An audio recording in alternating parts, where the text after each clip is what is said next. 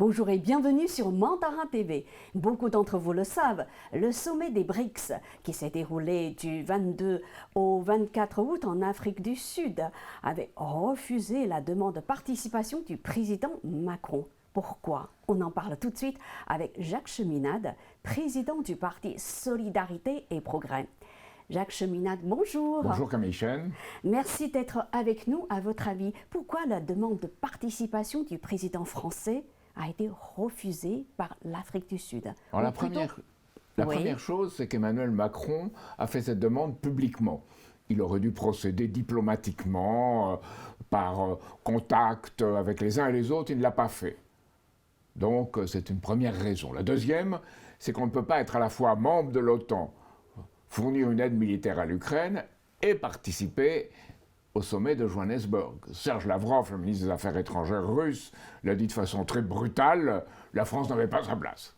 Alors moi je crois qu'Emmanuel Macron aurait dû y être pour peut-être mieux comprendre ce qu'est un système gagnant-gagnant, comme le disent les Chinois, pour revenir à son état d'esprit qu'il avait le 8 janvier 2018, lorsqu'il a prononcé son discours à Xi'an, et il a dit, je le cite, « Nous vivons un temps où la France et la Chine peuvent rêver ensemble.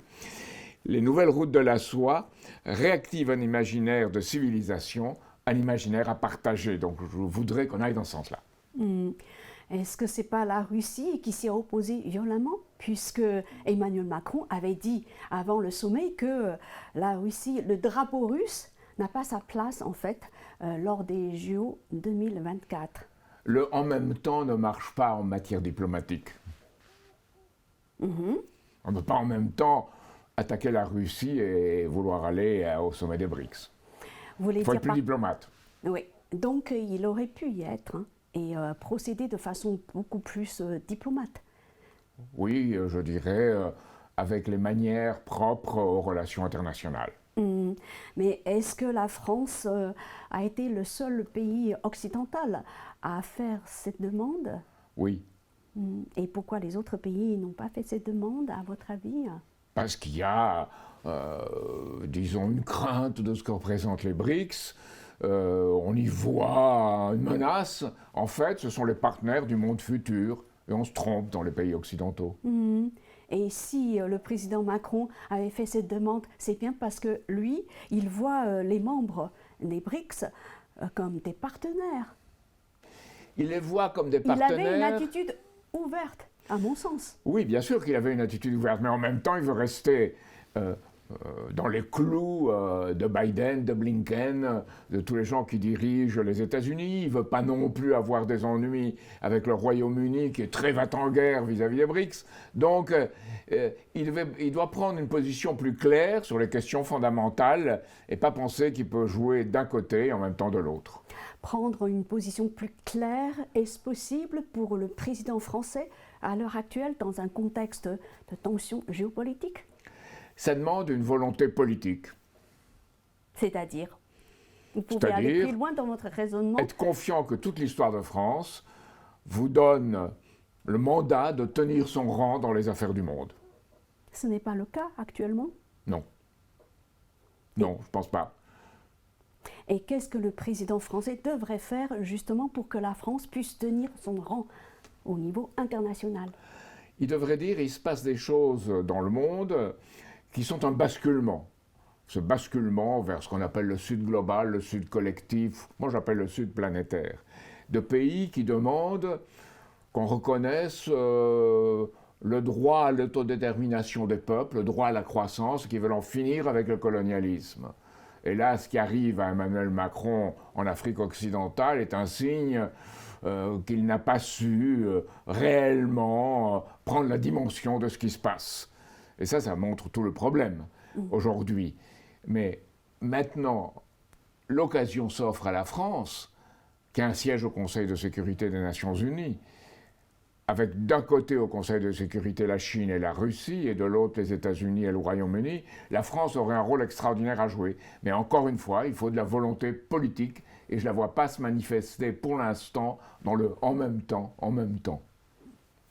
Bien, maintenant on va parler du rôle des pays des BRICS.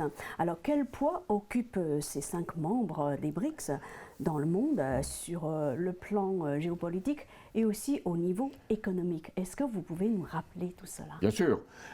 C'est cela dont Emmanuel Macron n'a pas tout à fait pris, je pense, la dimension. Les BRICS représentent 46%, les BRICS plus 6, avec les 6 qui ont adhéré à Johannesburg. Ils représentent 46% de la population mondiale.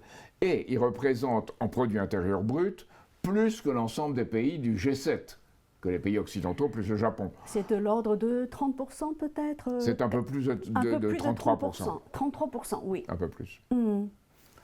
Et et on voit en termes de monnaie, il faut bien voir que les entreprises françaises comme Total ont déjà conclu avec, à partir du gaz des Émirats Arabes Unis, du GNL, un accord avec la Chine en yuan. Donc on passe vers l'utilisation même par des entreprises françaises comme Total, par d'autres monnaies que le dollar. Donc il y a un changement absolument fondamental qui se produit. Je prends un exemple, un pays comme la Bolivie vient de déclarer qu'il opérera en yuan et il a un laboratoire nucléaire qui est fourni par la Russie. Donc il y a un changement. La Bolivie, on pensait que c'est le pays tout à fait dominé par les Américains. Ben non, il y a un changement. Ça montre ce basculement du monde.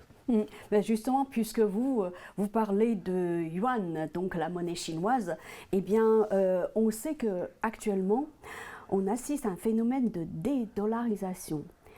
Est-ce que le fait que le yuan monte en puissance constitue, on va dire, une menace pour le dollar, à votre avis? Même si ce n'est pas la volonté de la Chine. La Chine veut tout simplement avoir une monnaie qui lui permette d'échanger librement avec ses partenaires commerciaux et ne pas à chaque fois passer par le dollar, puisque la Chine est la première puissance commerciale du monde. Alors, le dollar représente encore, alors selon les évaluations nécessairement approximatives, puisqu'une partie des échanges se font hors SWIFT aujourd'hui, hors du système où on prend note des échanges financiers entre pays et qui est le système occidental. Donc, mais le dollar représente, au moins en termes d'échanges, plus de 50%, et en termes de réserves de change dans le monde, plus de 80%. Donc le dollar est une monnaie forte qu'on utilise encore. Et on dit en Occident, oh, les BRICS n'arriveront nulle part, ils ne vont pas assez loin, ils n'ont pas les moyens. Ben, en effet, si on regarde les échanges en yuan, c'est 2,6%, c'est même un peu moins que les échanges en monnaie japonaise. C'est presque insignifiant, on va dire. Pardon? C'est presque insignifiant, non? C'est insignifiant, mais ça l'est pas. Face à 80%, pourquoi face ça à l'est 50%. Pas? Parce que peu à peu, les monnaies se font de plus en plus en monnaie nationale. Les échanges se font en plus en monnaie nationale. On voit un potentiel énorme de développement de ces échanges en monnaie. Et il ne faut pas juger dans ce qui se passe aujourd'hui, il faut juger ce qui se passera demain. Alors, le dollar est passé de 71% environ en termes d'échanges à 50% environ. Il y a une baisse, hein. Donc, il y a des choses qui se passent ailleurs, mais elles se passent de façon progressive. Et je crois que la Chine a tout à fait raison de le penser de cette façon. Et aussi, on voit que quelqu'un comme Serge Glaziev, qui est le ministre chargé dans l'Union économique eurasiatique, russe, qui est chargé des questions concernant essentiellement la monnaie, avec Li He en Chine, qui travaille avec lui, travaille sur comment arriver à un nouvel ordre économique et financier mondial. Un ordre qui reconnaisse, je le répète, le droit à l'autodétermination de peuple et qui sorte de la vision coloniale et impériale dans laquelle on n'est pas encore entièrement sorti. Ce qui se passe en Afrique le montre. Donc, comment arriver là? Alors, on a parlé de faire un panier de monnaie. C'est ce qu'ont proposé à un certain moment les Russes. C'est difficile, c'est encore de la monnaie. Donc la monnaie, c'est le dollar, là, on est mal. Donc il faut passer à autre chose. Et je pense que Serge Glaziev et la réflexion, Serge Glaziev, c'est quelqu'un que j'ai connu, que j'ai rencontré, qui estime beaucoup Lyndon LaRouche, mon ami américain, qui dit que les deux pays qui sont vraiment développés depuis une trentaine d'années, c'est la Chine et l'Inde. Donc il faut aller vers un système qui aille vers le futur. vers les pays où des choses de grande dimension seront à faire. Donc pour ça, il faut que les monnaies entre les différents pays, lorsqu'il y a des échanges, il y aura des excédents, il y aura des déficits. Alors, il faut les régler. En quoi? Alors, on peut aussi penser à un panier de matières premières. Et un panier de matières premières a l'avantage que c'est lié à l'économie, lié au développement économique. Et pour moi, ce qui est important, c'est le développement économique.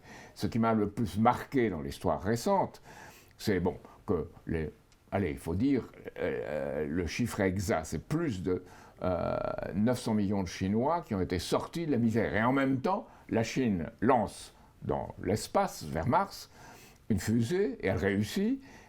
L'orbiteur sur Mars réussit, l'atterrisseur aussi, et sur Mars, on trouve le rover chinois, du premier coup, alors que l'ESA européenne, l'Agence spatiale européenne, n'a pas réussi. Et les Indiens, avec Chandrayaan 3, réussissent aussi sur la Lune, sur le pôle sud de la Lune, dans la face cachée. Les Chinois aussi, d'ailleurs. Ce n'est pas la face cachée, c'est la face qu'on ne voit pas depuis la Terre.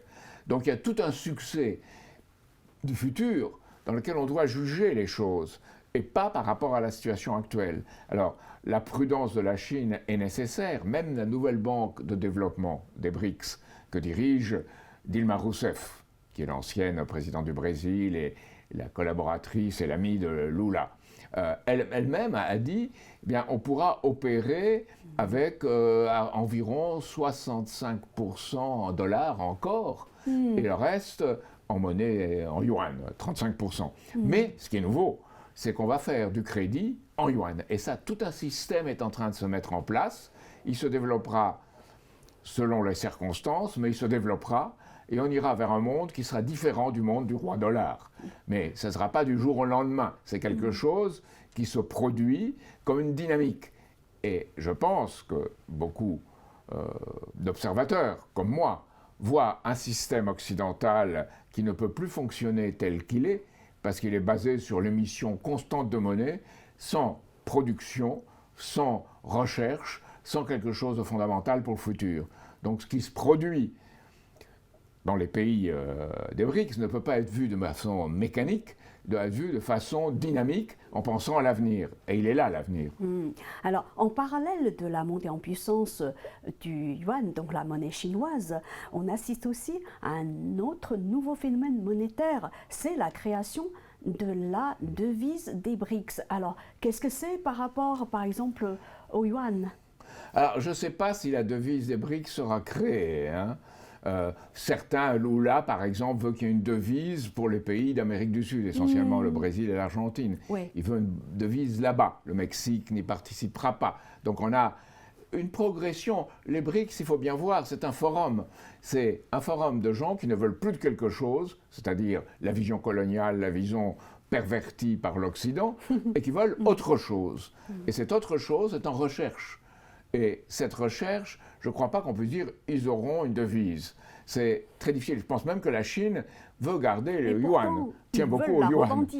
Il la revendique pourtant. Il la revendique pas comme ça. Il revendique quelque chose qui leur permet d'échanger hors du dollar.